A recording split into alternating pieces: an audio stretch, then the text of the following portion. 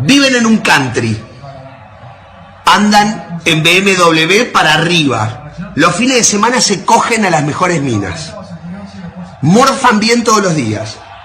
El día anterior al partido durmieron tranquilamente en un hotel 5 estrellas y se rascaron la verga durante 24 horas sin hacer nada, jugando al ping-pong y al pool y a la play.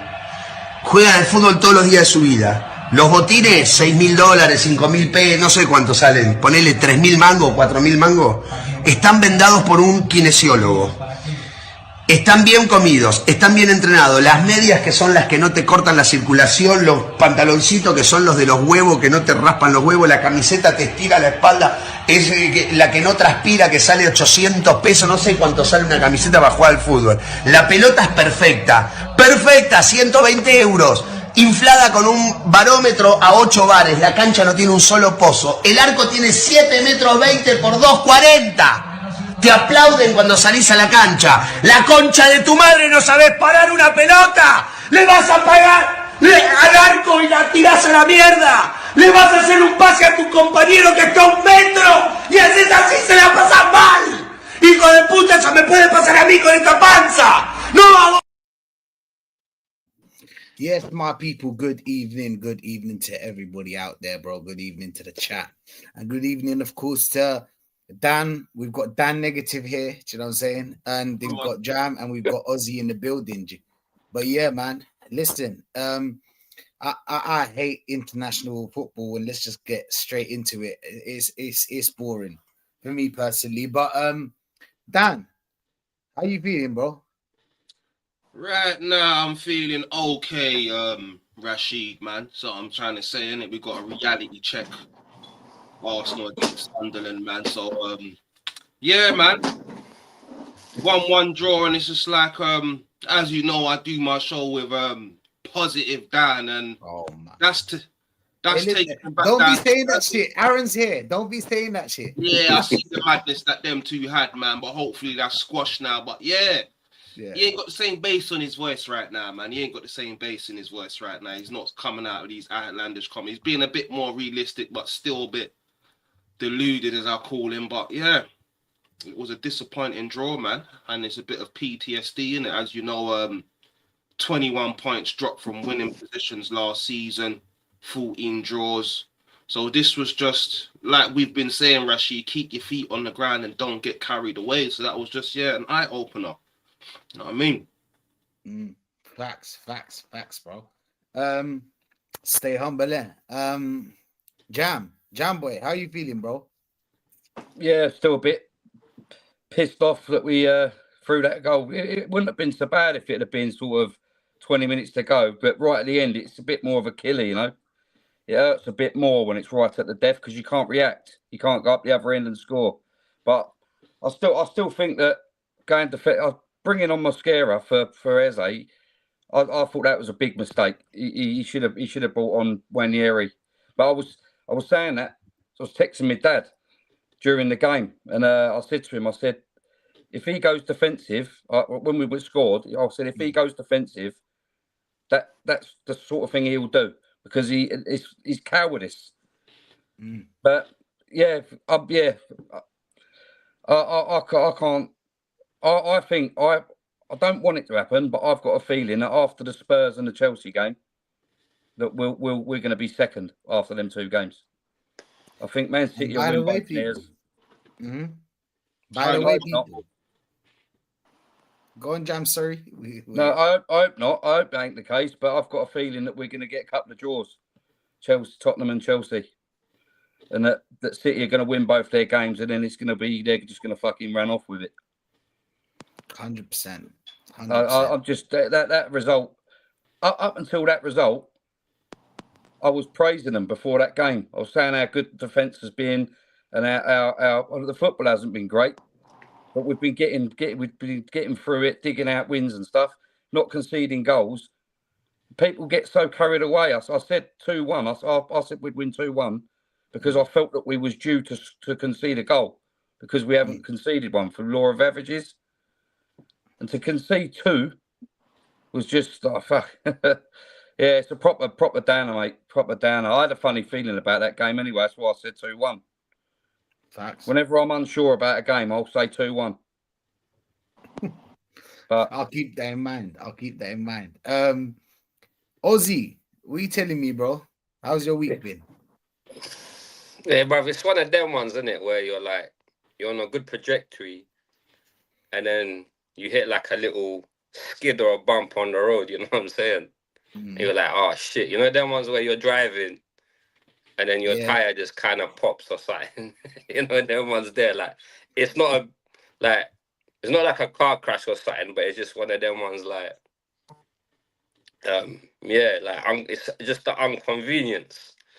Like, I was watching the game in like drips and drabs. I had it on my phone and that because I was out and about, and I see 2-1. I was happy, and then I see 2-2, and it's like 96 minutes. I'm literally like going down the road, and I just went fuck. You know, the ones there, like, it just pissed me off. But yeah, like, it's just one of them ones where, again, like, certain things that we were, you know, saying like this and that last season and whatnot, it's kind of shown in this game. If you get what I'm saying, like, everyone was getting giddy, and then we saying like, just can't, you know, jam the hype. And it's the thing why you can't get giddy with this team or with this manager, you know what I'm saying?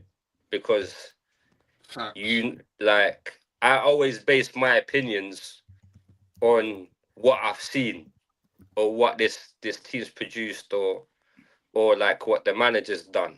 And that's how I draw my conclusions and my opinions, you know what I'm saying? So that's why I can't get too excited or say, do you know what, it's a blip and then we'll see how things go, or do you know what, it's one of them ones where it happens and you just kind of move on. You know how people tell you should be excited, and I don't know how they trust someone that's failed this amount of times. Like, it's crazy to me. I know you would look at it right now and it's working, but you can't be trusting someone that's been in 19 competitions and lost them all. Like, I don't know how. It just blows my mind. But Dan, what are you telling me about that Sunderland game, bro? And what was your prediction before the game? Bro, I lost myself, Rashid, didn't I? I lost myself, man. I was predicting 4-1s. I was talking all sorts of welcome to the Premier League, Sunderland. And yeah, reality hit me as well, man. And I'm watching the game with my brother, and both of us are saying, Eze's stinking out the gaff. 60 minutes comes up, 65 minutes comes up, 70 minutes comes up, no substitutions. Same old story in Balamory, yeah? Seriously, in-game management, piss poor, not good enough. Yeah, you can't tell me. And then you've got Nwaneri on the bench. You've got Lewis Skelly on the bench. You've got Norgard on the bench. Sometimes it's about freshening up legs. That's what it's about. Fatigue. Do you understand? This is not what he done. I see when he made the sub 88 minutes or whatever to bring on a defender. I didn't complain about it. My thing is you should have made a sub way earlier than that. That's what my thing was. And also what he done as well, he dropped Marino back into midfield. We had no one up top. Yeah, every time we cleared the ball, Xhaka was picking up the ball, recycling. If you're seeing this happen in your face, why are you not making changes? Let's give ourselves an outlet now.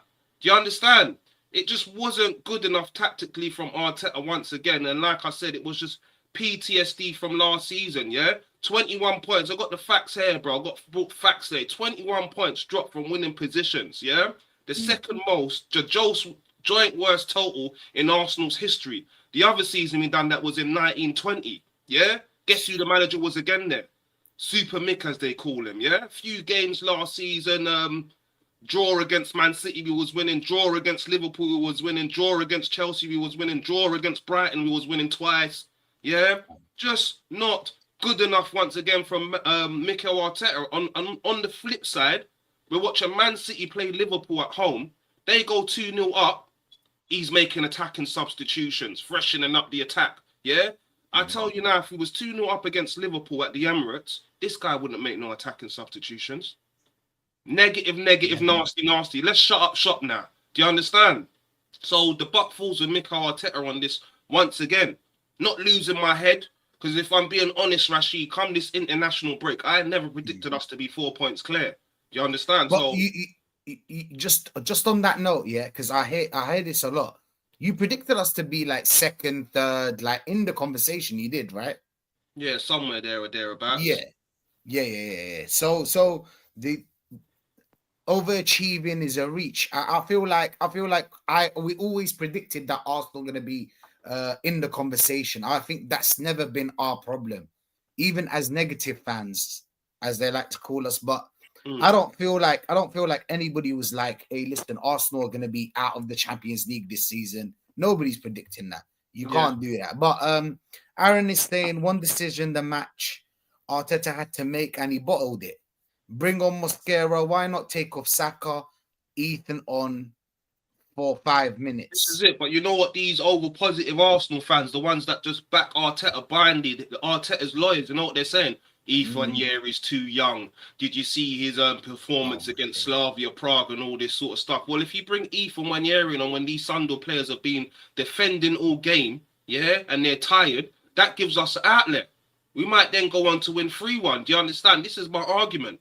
But no, it didn't happen. It didn't happen, man. And it's just, very disappointing. And like I said, I've never been getting carried away.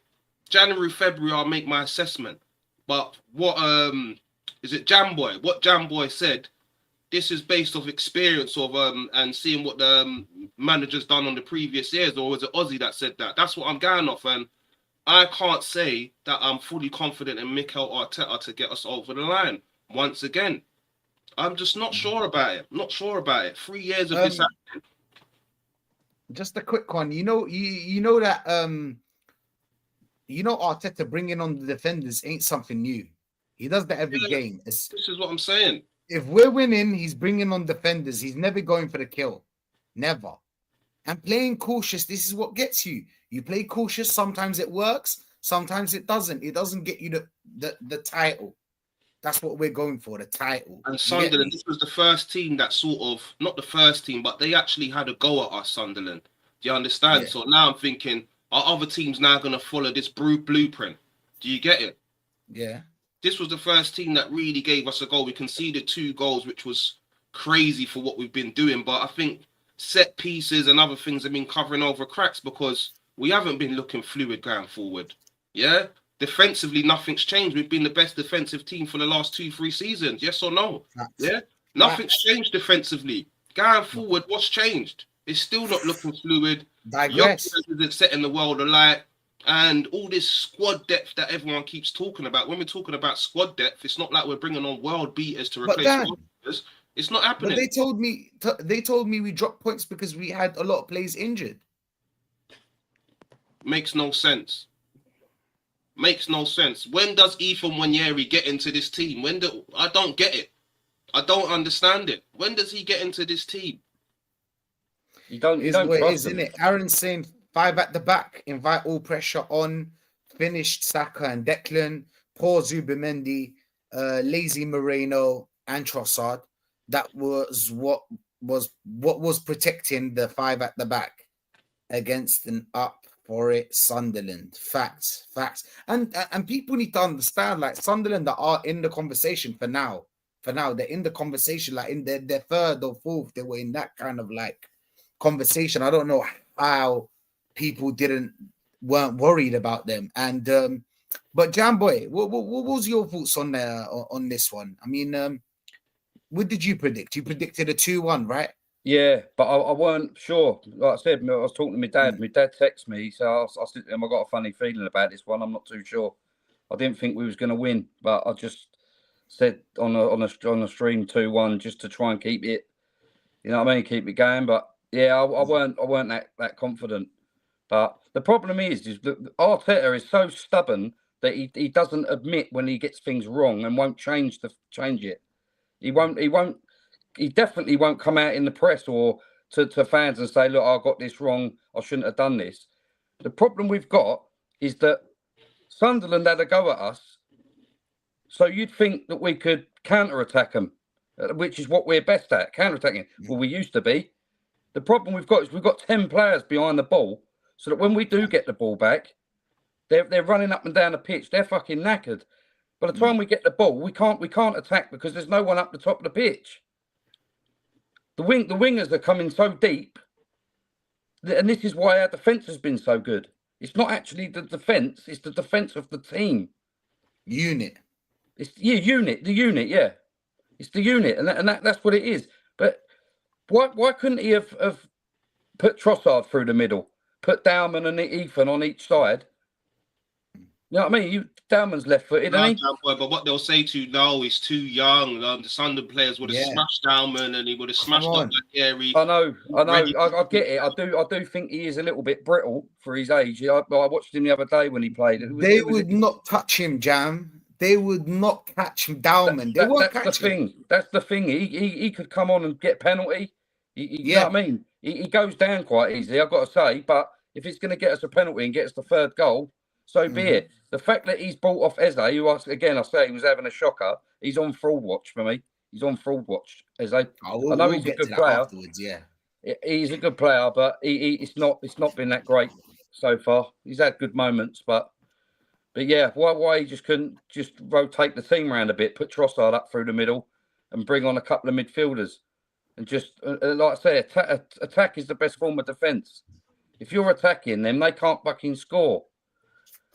And he's just basically took off a midfielder to put a defender on, and invited pressure, and they've got the goal.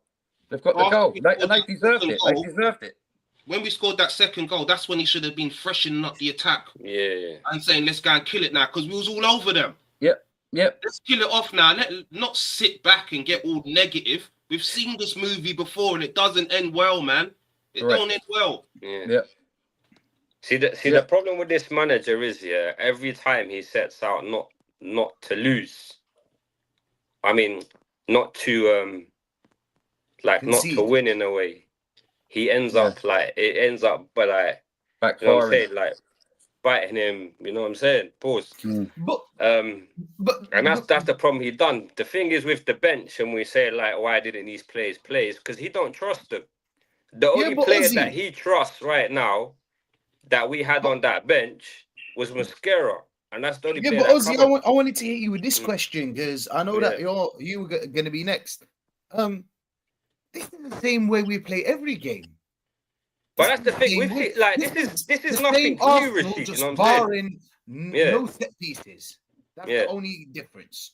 It's the same Arsenal. It's the same attacking way. We went back to U-shaped football. You lot saw it. U-shaped football. Cross the ball into the box. Bare man in the box. There's no way Moreno's gonna get ahead to that. There's no way Moreno's gonna connect with any header. I mean, out of 10, he'll probably only catch one. Do you know what I'm saying? And that's very, very low. Like to back up on that point on the U-shaped football, bro. There was that one, that chance that Saliba missed, bro. There were 4 of our defenders in the box, bro. Oh man, bro. If there weren't Trossard in the box, Moreno weren't in the box. Right. You know what I'm saying?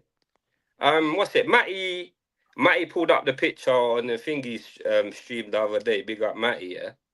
Bro, why were our defenders attacking?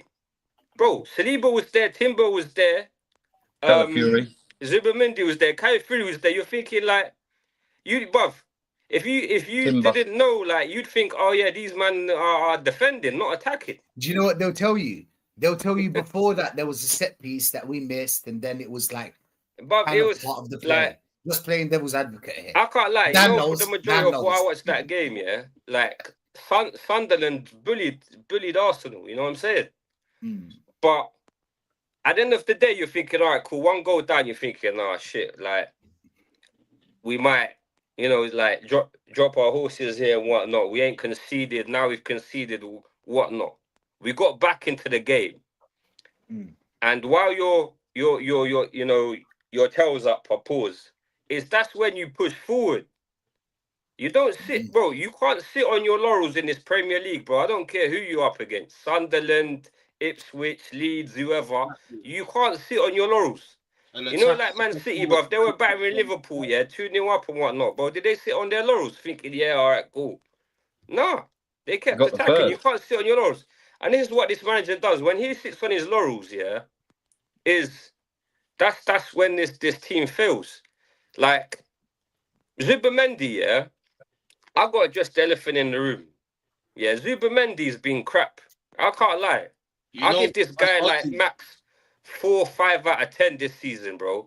This guy, but you know what? These top players are telling you, he's been world class and he's a big. That's what I'm saying, bro. But this guy's not press resistant. This is the most like pressing league, pause, yeah, like worldwide. You will get pressed in this league, but brother, he don't have the like as a certain man would say, yeah, you ain't got the facilities for that big man. You know what I'm saying? His best games have been in Europe in the Champions League. Yeah, because like it's time off the ball, you know. Yeah, Zubimendi is that kind of player where you give him space, he can do something, but you're not gonna get a lot of time on the ball in this league. This league, yeah, before you get the pass, you gotta think what you're doing with that ball before you even receive the ball, because before you know it, 2-3 plays can be on you, and then what? Yep. So, and then the other thing I want to say is, the other elephant in the room I want to address, yeah, is Saka's been piss poor. This guy's been piss poor, bro. Oh, come on. Don't, listen to me.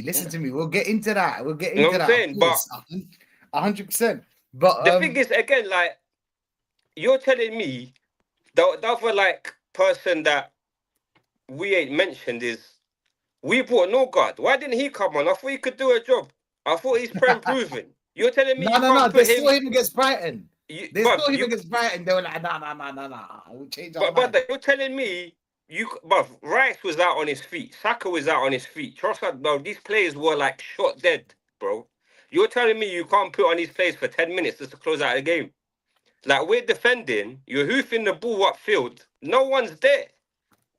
Madness. But if you're telling me if you don't put like Max Dowman up front, well, their fullback, the Sunderland fullback was on the yellow card. You telling me Max Dowman can't terrorize that guy? Cook him. You know what I'm saying? And remember, the elephant in the room as well, brother, is that, what's it called again? It's only Sunderland's naivety that let us back in there handing out gifts. Yeah? For us to equalise. I was thinking, what are they doing? Obviously, I enjoyed it at the time. I'm thinking, what was you thinking, man? That's how we got back in the game. That short but that's what I'm saying. Like when your toes are up here, you don't rest on your laurels. But like if we was 10 man down or something, we got a red card or something, I could understand. But brother, you're playing a championship side. We're meant to be, as certain people say, the best team in Europe. And then you go and defend against Sunderland, bro. You go put 5 at the back against Sunderland. Like, bro, that's weak mentality right there. So that's inexperience. Even though he's been here 6 years or whatever. It's inexperience. This is what I was saying earlier. This is like the cracks that showed in this game from last season. Like, we've praised Arteta this season for certain things he's done like in games this season, even though me personally, I don't think we've been that convincing like 3 games. You'd say Nottingham Forest, Leeds, the Atletico Madrid game in the Champions League. That's about it. But when it comes to games like this, bro, you can't be doing tactically what he done, where you're 2-1 up and you're thinking, okay, like I gotta come out here with the 2-1 and put 5 at the back, no attacking outlet. At the end of the day, yeah, when you're shutting up shop, what you got to have at least one man up front that's going to take the ball and draw a foul. You're telling me Max Dowman, Ethan couldn't have done that. You're telling when have we seen like Ethan be the most effective? We've seen Ethan come on the most effective when he's had them 15-minute cameos, come on fresh, the opposition is tired, and he runs rings around them. Why didn't I know he had a poor game against Brighton, but still putting on for 10 minutes, bruv, it's 10 minutes. Bruv, you just need to kill time. You know, when we're talking about the dark arts, that's the dark arts. You know what I'm saying? You draw fouls, You waste 2-3 minutes, a free kick, waste another 30-40 seconds. You know, hold the ball up to the corner flag. We had no one on the pitch that can do that. And then end of the day, Sunderland were like, all right, cool. You man wanna defend, we'll attack you. And that's what they done, and they got the goal. Like, big up to them. But there's no way that you could say to me, oh, it's a good point, Sunderland are a hard team, bro. When you're going for the league and you're making these big claims, yeah, you got to win games against Sunderland. Yeah, not only that, we knew that Liverpool and Man City was playing each other, so it's even more important. Yeah. Do you understand? Even more important. The only way that Arteta gets away with that is if they had actually drew as well. Even so, we still should be winning, but the only way it sort of goes under the carpet a little bit is if they draw as well, so it remains the same. But you've got to be winning that game. Opportunity though, do you understand? To even you've got to take your chances. This is what I'm saying. You've got to be winning that game, knowing that one of them's going to drop points. 100%. Facts. Big up Shane as well. Big up Shane Big up in the Shane. chat. Everyone's here today. But Aaron's saying Zubimendi's average, and if Declan weren't next to him, he would look like shit. Oh yeah, 100%, bro. Facts. Why do you think Declan's both tired, bro? Because he's cleaning off the man's mess. And what does Zubi do? I started when he first come. I'm saying he's gonna be Zuba Maestro. He keeps it ticking. I ain't seen that. He just keeps it ticking, easy, sideways. He made a few good forward passes, but apart from that, sorry, mate. Yeah, you haven't set the world alight in the Premier League. But there's fans out there, Arsenal fans, that are telling me he's the guy that's made the difference. And this is why we're playing like this. It's all Zubimendi. We missed Thomas Partey. Thomas Partey was a lot better than him. Yeah, 100%. Oh yeah, levels. The problem is with Zubimendi is he's got good things about him, about his game, but the key attributes he needs to play in the Premier League to be good, he doesn't have. He ain't got like I Mm. said, this guy's not press resistant, and bro, you press that guy, he folds. Yeah, he's not strong enough. He gets caught on the ball. He gives bad fouls away when he's tracking back to try and rectify losing the ball. I'm not convinced on him yet. I'm not convinced on him just because he scored that screamer of a goal and that header. I can't remember who it was against, but like that's what the problem with our fan base. A lot of our fan base is they remember the good things but don't even want to know about the bad. They just want to see good all the time and then forget. Is out right now is that they're obsessed with Mikel Arteta and they don't want to question nothing this man does tactically or anything to call him out. They just don't want to do it under any circumstances, so they'll keep finding excuses. Just like this comment there about Saka will go down again. I've been talking to these men saying, why is he still playing Saka for 90 minutes and we're 3-0 up? Oh, he needs the game time. He needs to get up to match fitness. Take him off. Yeah. Take him off. Bruv, he needs nest, but we bruv, got not a match fitness. 19-year-old. Big up Shane. Funny thing is, Rice will get injured due to his constant running to protect Zubimendi. And when he is injured, Zubimendi will be found out. So all we have to do is just wait for Rice to get injured. I mean, Shane, when you think about it, don't happen, boy. Shane, when you think about it, if Rice gets injured, the whole thing's gonna come tumbling down. The whole thing. The only saving grace with that one is that Rice rarely gets injured, innit? That's the only saving grace with that one, innit? He's a man that might be able to just do it for the whole season and not get. He might be able to do that, man. Might be able to. But I can't lie, man. The guy's in the red zone, bro. Yeah, but the problem is in the game, he looks out of it. Will keep playing him until he's injured, and then if he does go out injured and we don't win the league, it will be because Rice got injured, not because Arteta's flogged him. Jane is saying apparently Zubimendi's winning loads of tackles. We're just not seeing them. You know what it is? Like Zubimendi's not the worst player in the squad, and I know that you agree with me. But like, I think the tackles are the ones that are not as important as that last ditch tackles and the tackles that Rice makes. Does that make sense? Yeah. Where like you wouldn't see Rice them. should be in the 6. Rice should be playing 6. Thank you. That's Thank the you. best position. You know, the whole squad is a whole mess. You got Lewis Skelly that can play in a number 8. Rice should be a number 6. Zubimendi cannot be a number 6. He has to be a number 8.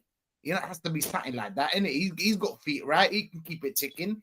Okay, so he's our new Odegaard. So sell Odegaard, keep him, put him as a rotational player. You know what I'm saying? Saka, move him to the left, put Diamond or Ethan on the right, someone that can actually carry the ball, create a little bit, open up low blocks. You need to.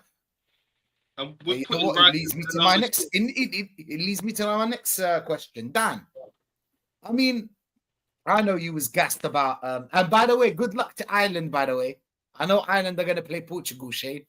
I know they're going to play Portugal. Rice might not actually drop with an injury, but he's block shed earlier in games.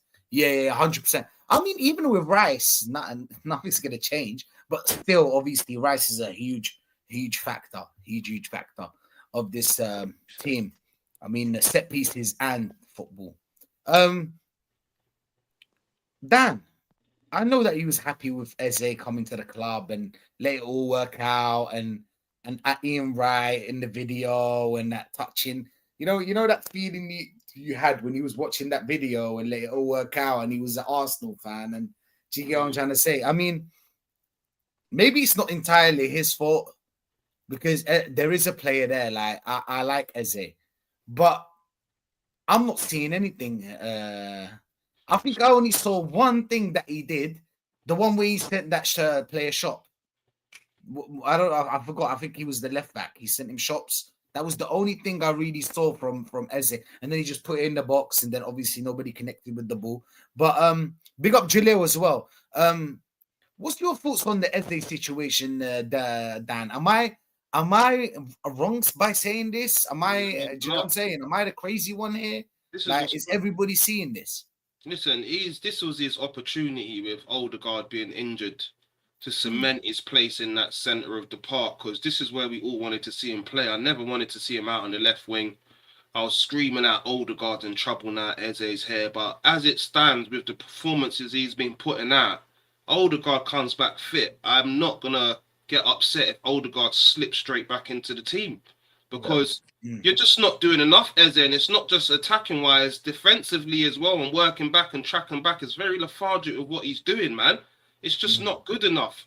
Going forward, it hasn't been great, and I think it might be a thing of where you've come to Arsenal now. And as you know, when you're playing against these teams, Arsenal play against these teams, it's more of a low block. They're not coming out. You're at Crystal Palace. A lot of teams are not doing this. They're opening up more against Crystal Palace. You've got more space. Do you understand? So that might be part of the reason why we're not seeing the Eze that we saw at Crystal Palace. He needs time, but he's proven at the end of the day, isn't it? So how much time does he want? Yeah? This is one occasion. I'm not even going to put nothing down to Arteta. You're getting the game time and you're on the pitch. Make it happen, Eze. Yeah, there's been many occasions where he's had shots, that chest that he does, Eze the box, and the shots have just gone straight to the goalkeeper. Maybe he's been unlucky with that, or maybe he just ain't been clinical enough, Eze. For me, Odegaard comes back. I'm one of Odegaard's biggest critics over the last 18 months. Odegaard comes back. I don't even know if you're going to be on the starting lineup, because at the moment, I'm not taking Trossard off that left wing. I'm not. Okay. Makes sense. I don't know, man, but I think he's still going to come good, because there's definitely a player in there. But yeah, it's not good from Eze, man. It's very underwhelming, man. Very underwhelming from Eze, man. I've seen nothing great from him, man. I ain't seen nothing great. I'll be honest with you. I mean, Jam Boy, I don't know how you felt about Eze. We didn't really talk about him before. But are you seeing what I'm seeing? Are you seeing Eze just coming into this team playing the same way Odegaard is? Like, this is Odegaard, just a black version of Odegaard, and right-footed. Do you get me? Like, what is this? It's like the same football. Is it? Because I know it's the system. Don't get me wrong. I know it's the system, but I'm sorry. You got on the system, yeah. Which we'll talk about afterwards. But let's focus on the Eze comparison with Odegaard. I'm feeling like they're on the same level. I'm not seeing any difference, Jam Boy. Do you agree with me with this one? I do to a certain extent. I 100% wanted Eze. And I know he's a cracking footballer, and I still feel that he could be one of the key players in this team as a starting player, not a squad player, starting player. the way he's just been underwhelming for me. I expected him to be running around Arsenal's pitch like a kid in a sweet shop with excitement to play for Arsenal because it's his team. I'm not seeing. Maybe it's the way Arteta's playing him or where he's playing him. I don't know. Maybe he needs Odegaard next to him, you know. But Odegaard weren't doing nothing for me. He was rubbish. Odegaard's been rubbish for a couple of years. But I'm at a point now where I'm thinking I want Odegaard to come back. And I don't even rate Odegaard that much. I think Eze's a better player than Odegaard. But I'm hoping that he just needs a bit of time to adjust playing in this team. I think he's a bit starstruck, you know, a bit overwhelmed. And I think that he just needs time to settle in and realise where he is. And it just take a bit of time. But I think he will come good. But at this moment in time, the second Odegaard's fit, he's going straight back in there. And Eze's either going over on the left. If he, and by the way, big up to Tamina Ahmed. Big up to you, my friend. And thank you for watching, of course. Would you be upset if Odegaard comes back and he's back in the team? And obviously Eze out of the team, you know. I don't know. It's a tricky one, mate, to be honest. I don't know where I am with it. I know I just said I want Odegaard to come back and go back in there because at this moment in time, I feel that Odegaard knows the players better than he does, and knows the style of play a bit better because Eze's only just come in. Yeah, and he's linked up with Saka, but it's very samey with both of them. I want them to express themselves a bit more, both of them. I want them to express themselves. I want them to have shots from distance. I want them to. The main thing is with me with Eze. He looks so lethargic. When he gets the ball, it's like he's running in slow motion. I need him to sort of step up a little bit. It's like he goes through games without being noticed. It's like he's not even there. I don't know what it is, but I'm a fan of Eze. I like him. I like him a lot. But he's definitely not doing anything for me at the moment. 100%. Ozzy. Eze. With Eze, creativity. Yeah, what Jamboy said. Did we have a problem last season? Creativity problem, right? Yeah. Like people are acting like this is the only season. No. It's been since last season we've had this creativity problem. The low block and the mid blocks are what stopped us from winning the league. Let's be honest, and winning the Champions League and winning every cup, everything. We brought Eze to this team especially for that. That is his job. Do you get me? His job is to actually create play, open up low blocks, and find those passes. And what's your thoughts on the current state of Eze. Like with Eze, he's been underwhelming, like Jamboy said. Like we was all expecting the Eze from Crystal Palace. To be fair to him, we have seen glimpses of that. You know what I'm saying? Like we know he can do what we expect him to do, but has he done it on a consistent level? No. Has he taken his position and been like, you know what? Yeah, I'm in the team now. Like I'm playing for Arsenal where I want to be, and I'm gonna show what I can do and why I'm here. No. And the thing is, I don't know if it's a bit of a fear factor of he's a bit underwhelmed, but the other thing is that I think it's down to as well is how Arteta wants him to play. I don't think Arteta's really letting him play with that freedom, because when I ever watch Eze, he's always kind of looking over his shoulder as like someone's always constantly telling him what to do. And that's what I think sometimes it could be down to, as he's thinking, oh, maybe Arteta wants me to do this, not this. And I think with Eze, he's one of them ones where he's not 18, he's not 20, he's like 27. You know what I'm saying? Like this guy has, is fully molded into the player he's going to become for like the rest of his career. He's not them ones where he's still learning and he's still trying to like figure out what he needs to do. Like he knows when he's played for Crystal Palace, you don't see him think. He gets the ball and he knows what he's gonna do, take man on, shoot, whatever. And with him seeing him recently, he's always thinking about, it looks like he's thinking of what should I be doing here? And I think that's properly down as to what I think Arteta wants him to do than more what he should be doing. Because he don't look like he's been playing with that freedom that we've seen him play at Crystal Palace. I think with Eze, he's one of them guys, you put him there, you say, listen, you know what you can do it, and that's it. Yeah, okay. Can I just say I'm going to hit you with this. Go on, Jam. Yeah, just quickly. When Eze was at Palace, he knew he was the big fish in the small pond. He knew he was their main guy when Elise left. Because I think them as a pair, yeah. But now he's at Arsenal, I think he might feel that he's a small fish in a big pond. And that I'm not saying that he's a small fish in a big pond. I'm saying he might feel that he's come from Palace to Arsenal, and I just think he might be feeling the pressure a little bit. But I think he'll get there in time. I think he'll get it. A season, that'd be it. It'd be flying after a season, I think. But sorry, mate. Go on. Fingers crossed on that, Jam, mate. Go on, Dan. No, I was just going to say fingers crossed on that, man, because it's not just Eze that's been looking. It's the whole team that ain't been looking great going forward, if we're being honest, man. I agree. Who's been looking great? The only player that's been looking, we could say, that's been doing his thing is Declan Rice, and he's not even in that mold usually. He's a defensive player that's changed into this attacking threat. Do you understand? Who else has really looked that good? I mean, big up to Yasser, of course. Big up to Lenny. Yeah, like the only other player I could say is probably Timber, barring the last game.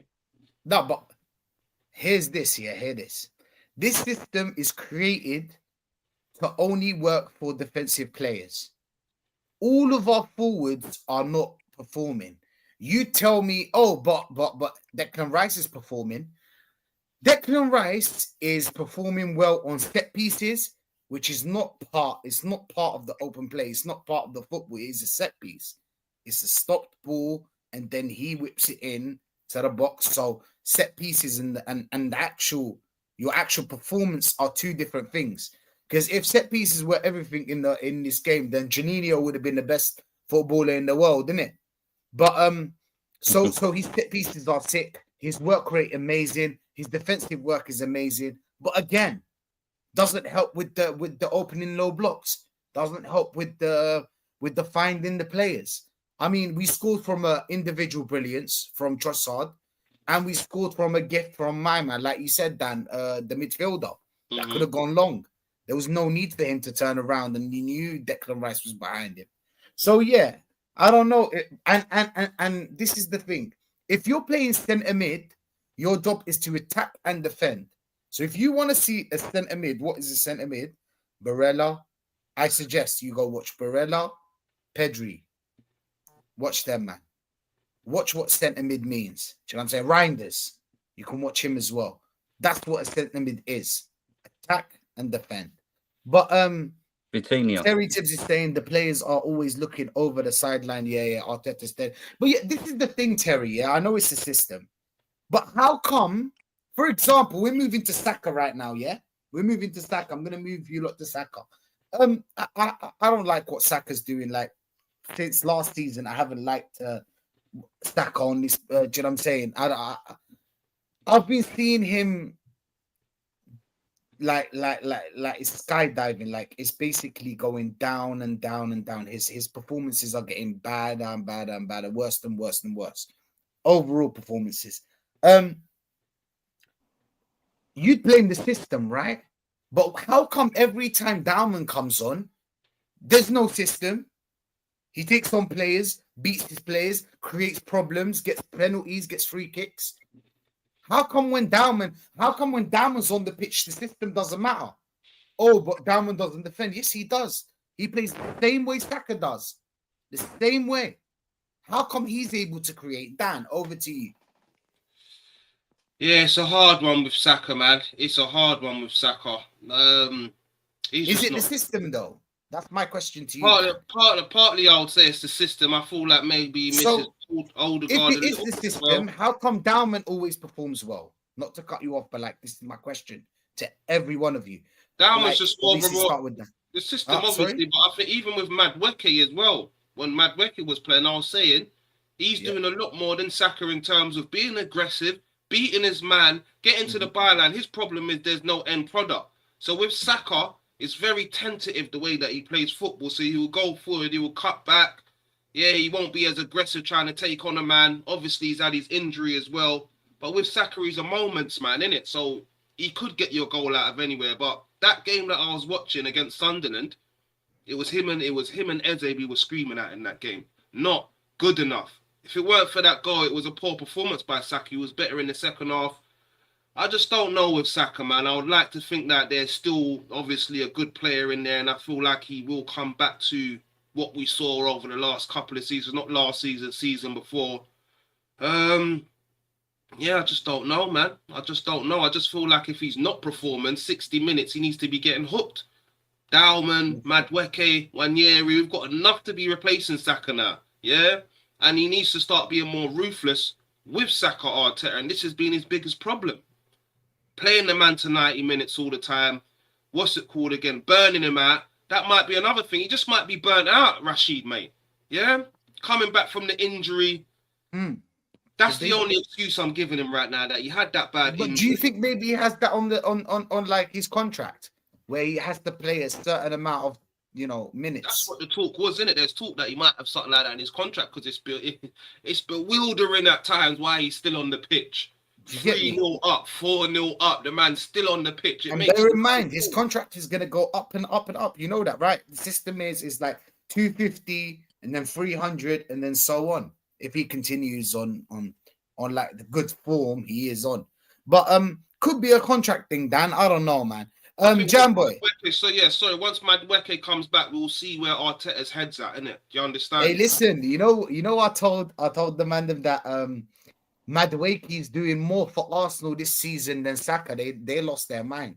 Obviously, now you can't compare because Madueke is injured, didn't it? But like, I told them what he's doing on the pitch, I haven't seen from Saka for a long, long time, my bro. Pragmatic, side to side, go back to the right back, go back to the right back. Yeah, because these man, bro, because they think, you know what it is? They don't look at the 90 minutes collectively. They look at, Saka got a penalty, he scored, or he scored a bit. But even his GA is bad. For 89 minutes, what have you done? You know what I'm saying? Because the thing that's protected Saka for most of the time, is his GA.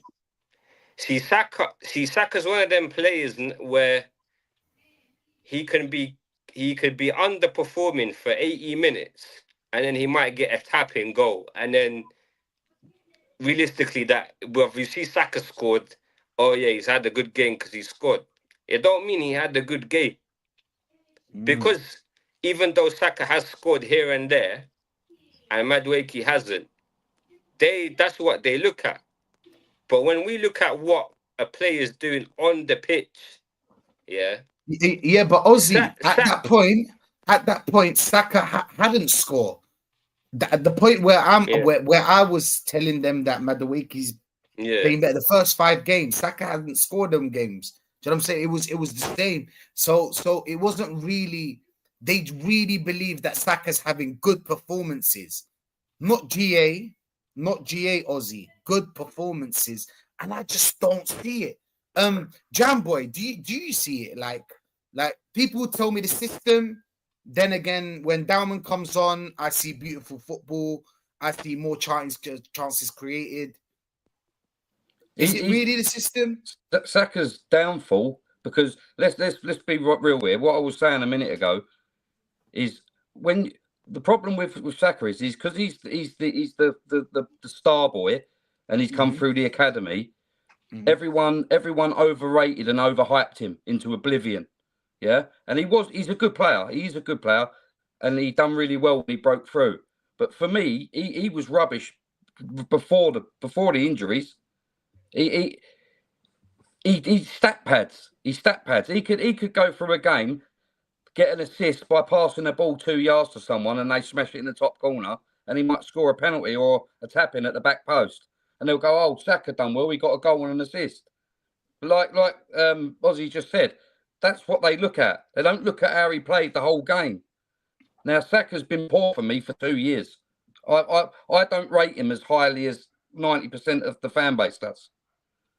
Not the second right winger in the world. Second best right winger in the world. He's not even in the top 10 for me. You wouldn't change him for Lamine Yamal? 100% I'd change him for Lamine Yamal. I'd change him for Elise. That's what they were saying. Yeah. This is the problem, right? If Saka was at Spurs playing like he is now, 90% of this fan base overhype him and overrate him. I'm not saying he's crap. Overrated. A lot of people seem to think that when you say someone's overrated, that you're saying they're shit. No, overrated means you think that they're rated higher than they should be. Yeah. Facts. So if Saka was at Spurs now, that 90% of the fan base that hype him up would say he's shit because he's at Tottenham. But because he's at Arsenal, they forget about any bad play or any bad games that he has, and they just sweep it under the carpet. But then when he scores, oh, what are you saying now? Saka's just scored a cracker. Oh, yeah. But then he'll go missing for another 6 games. This is the problem I have. The consistency ain't there. But it is a combination of a lot of things. It's the injuries he's had. It's Arteta making him drop back too deep. It's the system. Not giving him time off. Not substituting him when he should be. Not playing him against teams like fucking Preston for 90 minutes when you don't have to. He shouldn't have played against Slavia Prague. You know what I mean? And it's bad because when Saka broke through, he was brilliant at left back and going up and down the left wing. He was brilliant. And when they moved him to the right side, the amount of times that he was to cut in on his left and bend it in that far top left corner, he hasn't evolved for me. He hasn't added to his game. It's the same. It's either from Odegaard will pass him the ball, he'll get it, he'll square up to the defender, he'll either cut in on his left foot and try taking him on and shooting, or he's squaring up to the defender, cutting back and passing it backwards or sideways. That's it. That's all you get. And as soon as Madueke's fit, I would be putting him right wing. And I didn't want him. Facts. Crazy. 100%. What does that say about our saying attack? the squad is built for transition football. Huh? Go on, sorry. What does that then say about our attack? If we're saying this about Saka, he's not good enough. How good is our attack? Let's be honest. He is good. He is good enough. He's just not performing good enough. He's not performing, but yeah, how good? Oh no, it's not just them. By the way, it's just that we don't have time enough to talk about all of them. Do you get me? It's all of them. It's all of them, Dan. I'm not joking. It's all of the forward players. Even Gyökeres looks underwhelming, but I think that's more to do with the style of play. Because we're so defensive from the wings and they're back. Like I said, when we get the ball to counter-attack, there's no one up there. No. There's no one feeding him. There's no creativity. Like and even if he is, he's always off-balanced. Always off-balanced. Always off-balanced. He looks a bit clumsy, doesn't he? Innit? Yeah. From when a man's getting me excited about Havertz getting back fit, then you got to question mark everything. Seriously. Yeah. Oh, yeah, I'm not a Havertz fan. Tomato, bro. If you want 13 goals, Havertz will get you 13, and Gyökeres probably get you 15 or 16. Do you get me? That's like, you see, you're looking for the 20 plus, Dan. Yeah. I'm guessing you want the 20 plus. 100%. Yeah. But you see, the problem is to back up this comment from this comment right here, is Buttermilk. Yeah, from Buttermilk. Butterman, sorry. Is you see the football we playing in that 22-3 season, I've said this many times this year. If we go back to that football and then we're 2-3-0 up, and then we go to this defensive stagmatic football, I don't have a problem with that. You know what I'm saying? Mm-hmm. But the thing is, every game we're going in is not to lose the game, but because we have, what's the word? Like for like, the better players will eventually come out on top. And that's how it's been for the majority of the games. apart from certain games where we've kind of got that goal and then the other team's folded and we've just kind of run riot.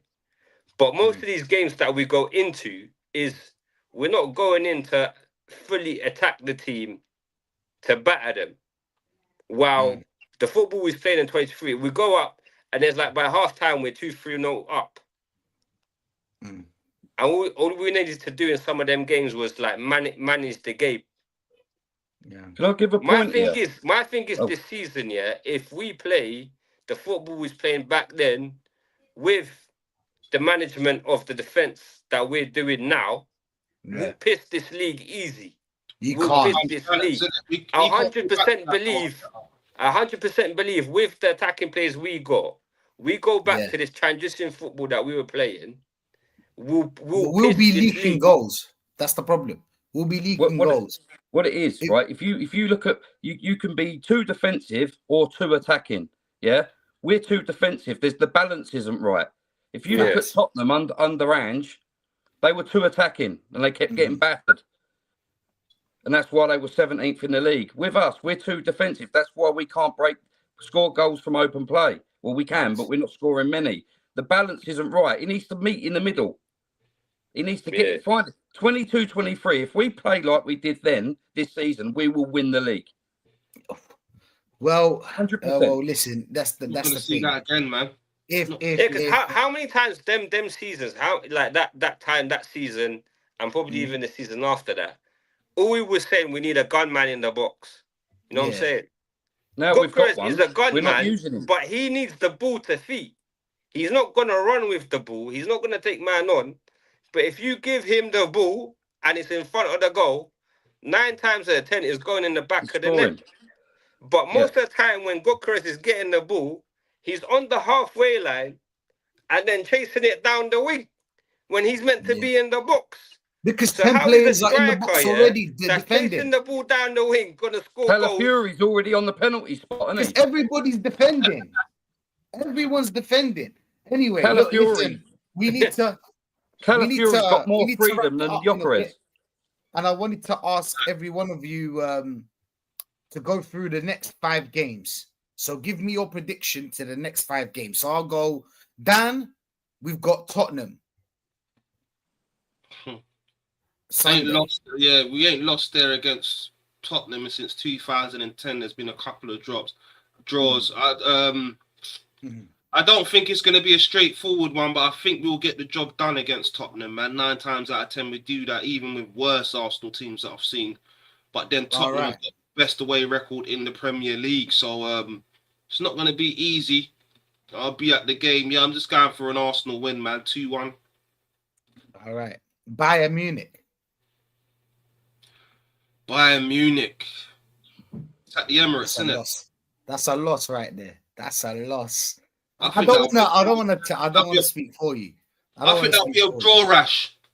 I think that'll be a draw. Yeah, he's going to go very defensive. It's going to be pragmatic. You know what he's going to do. And I think that might be a draw, man. I don't think it's possible we lose, but I'm going for a draw there, man. I'm going for a draw there. Fair. Chelsea at Stamford Bridge. Draw. Fair enough. Brentford. Where's that, home? Yeah, that's at home. I think we'll beat That's a win, no? Yep. There's no win. What? Brentford. Is that a win? Yeah, that's a win. What, you're not going Aston Villa next? Aston Villa next is where I think I'm going to go Aston Villa after that. Aston Villa, obviously, we play there. Yeah, no, I think we might lose that game against Aston Villa. 12:30 kickoff. We might lose. Okay, people, you heard. So we went with one win, 2 draws, and 1 loss. Oh, 3 draws and 1 loss. Yeah. Okay, fair enough. That's City 100%. City will be anyway. Look, so we don't sound negative. You know what I'm saying? Because positive Dan is somewhere in the chat listening to this. Jamboy. We've got next game, Tottenham Derby. We don't know what's gonna happen. Draw. Fair enough. Yeah, I got a horrible feeling. No, a lot of people are saying draw. Don't get it twisted. Yeah, a lot of people are saying draw. I mean, even Dan said draw right now. If we'd have beat Sunderland, I'd be saying win. Oh, okay. They've But it's international break. We can gather our thoughts and go again. Yeah. All our players are coming back. Well, don't forget that. Fair enough. Munich. Bayern Munich. I mean, it doesn't really matter because Bayern Munich, we've got 12 points. They've got 12 points. It's not one of the ones. It's not really one of the ones that I had that we must win because of the other games we had, and we've won the others. So,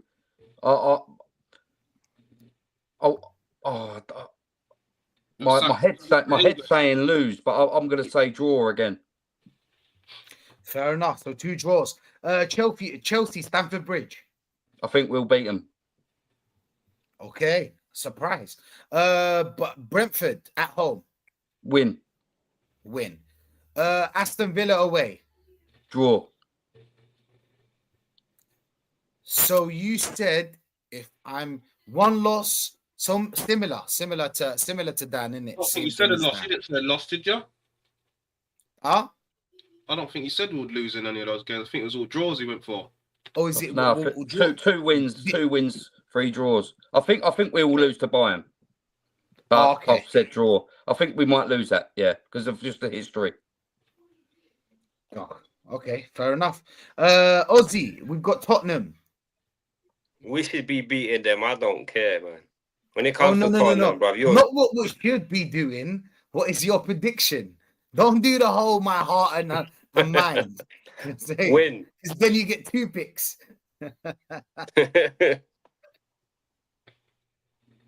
Nah, go with your mind. Go with your mind. Tottenham win. Okay, Arsenal to win. Okay. Yeah. Bayern Munich. No Diaz. Remember? No Diaz. Diaz has been balling out for Bayern Munich. Did you see his goal? Amazing goal. Yeah, even though that bastard took my baller out. Who? Hakimi. Oh yeah. Yeah, he did. Right before the African Cup of Nations as well, pussy. Yeah, he did, bro. And Hakimi, and we're AFCON's close, isn't it? Yeah, bro. Next month. I mean, Hakimi back for that. We're gonna win that. We're gonna win that, Jam Boy. We're gonna win that. Algier gonna be able to win that. I can't lie. We are. Watch. We'll talk about it when we get to it. Yeah. Don't no, worry, Hakimi is long for Morocco. It's long. Trust me, it's long day. We're gone. Yeah, Bayern Munich. I say that's a loss. Okay, understandable. Yeah. Chelsea away. Chelsea win. We haven't lost at Stamford Bridge away, by the way. Oh, okay. Yeah. Brentford at home. Win. Aston Villa away. What we say? That's a sticky one, man. If you're telling me Aston Villa from like 5 games ago, I said we beat them, but now no. Aston Villa right now. I know, bro. That's why I'm thinking about it. Emery settings, man. I say draw. A draw, fair enough. Yeah. Fair enough. Safe bet, safe bet. But yeah, people, thank you for watching. And of course, you didn't give us your predictions, my bro. I'll give you mine. Tottenham, I think draw. Bayern Munich will lose. Chelsea lose. Brentford win. Aston Villa win. I think that's how it's gonna go. I think we'll lose against Chelsea as well. I'll be real. I feel like we'll lose against Chelsea and Bayern Munich, but of course, you never know. But yeah, a draw. So after the Villa game, City are gonna be above us then. Maybe that's tough. I didn't want to go to the City one. I feel like we don't have time, but like, you never know. City's problem is defense, and I mean, going forward. Yeah, but they got easy games, man. But they attack. They got easier games. They score a lot of goals from open play. They do, innit? They do, man. You keep Haaland quiet, they ain't scoring. I don't know about that theory. I don't know about that. Everyone keeps throwing that out. Tell him, Dan. Tell him Everyone that. keeps trying to have Haaland don't score, then they're not going. What about Doku? What about Mamouche coming back? What about these other Foden's looking like he's coming to a bit of form? I just don't know about that. I don't know about that. What if you take away? You can't, bro. Listen, you can't write off City, man. No. Right About Haaland, they're not going to smash Wolves. Of course they are. Yeah, but if you take Haaland out of that team, they're 50% of their goals are gone. No. Sorry. Do you mean like Haaland would get injured or removed from the team? That's what you mean, right? No, I mean if he didn't play, if he stopped didn't scoring, Marmoush will play and he'll still score. If he stopped scoring goals, 50% of their goals. No, but there's a difference. Is he on the pitch or not? Because Haaland, if he's not scoring, he is a liability. Do you know what I'm saying? Do you get what I'm trying to say here, Jam? Either way, when Haaland weren't scoring, Man City was still getting nicking wins. They were still scoring goals. So I don't know where this theory's come from. I don't know. You look back for all their games so far and look at all their goals. Haaland scored 90% of them. Yeah, I know, 100%. Because the idea is they'll still beat the likes of Wolves and that, yeah. But I'm talking about the mid-table teams that are sticky, you know.